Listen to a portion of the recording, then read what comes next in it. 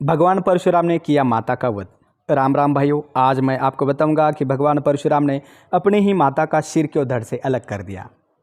अगर आप चैनल पर पहली बार आए तो चैनल को सब्सक्राइब कीजिए और हमारे सदस्य बनिए। आपका एक सब्सक्राइब हमारे लिए महत्वपूर्ण है। तो शुरू करते हैं भगवान परशुराम की कहानी।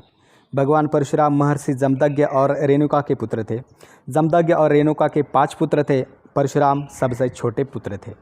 एक बार महर्षि जमदग्नि को जल की आवश्यकता थी, तो उन्होंने पत्नी रेणुका को जल लाने के लिए भेजा और रेणुका जल लाने के लिए नदी पर गई तो नदी पर राजा चित्ररथ स्नान कर रहे थे।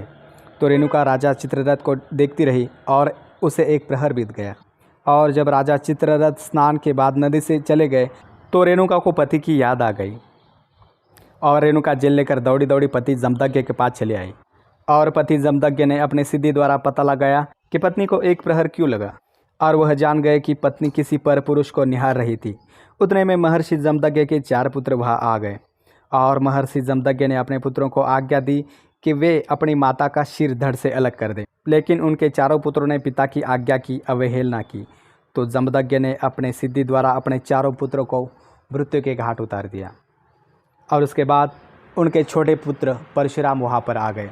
तो महर्षि जमदग्नि ने परशुराम को माता का सिर काटने की आज्ञा दी और भगवान परशुराम ने बिना सोचे समझे अपनी माता का सिर धड़ से अलग कर दिया। और महर्षि जमदग्नि अपने पुत्र पर खुश हुए और कोई वर मांगने को कहा। तो भगवान परशुराम ने बड़ी विनम्रता से माता और 4 भाइयों को जीवित करने का वरदान मांगा। तो पिता ने अपने पुत्रों को तथा पत्नी को जीवित कर दिया। इस प्रकार भगवान परशुराम ने पिता की आज्ञा का पालन भी किया और अपने भाइयों तथा माता को जीवित भी कर लिया। और बाद में माता हत्या से बचने के लिए वह भगवान शिव की आराधना करने लगे। और जब भगवान शिव प्रकट हुए तो उन्होंने कहा कि परशुराम, तुम्हें एक जल कुंड में स्नान करना होगा, जिससे तुम्हारा माता हत्या का पाप मिट जाएगा। तो आपको यह वीडियो कैसी लगी? अच्छी लगी होगी तो मेरे चैनल को सब्सक्राइब करो और बेल आइकन क्लिक करो, ताकि आने वाले वीडियो सबसे पहले अब तक पहुँचे। राधे राधे मित्रों।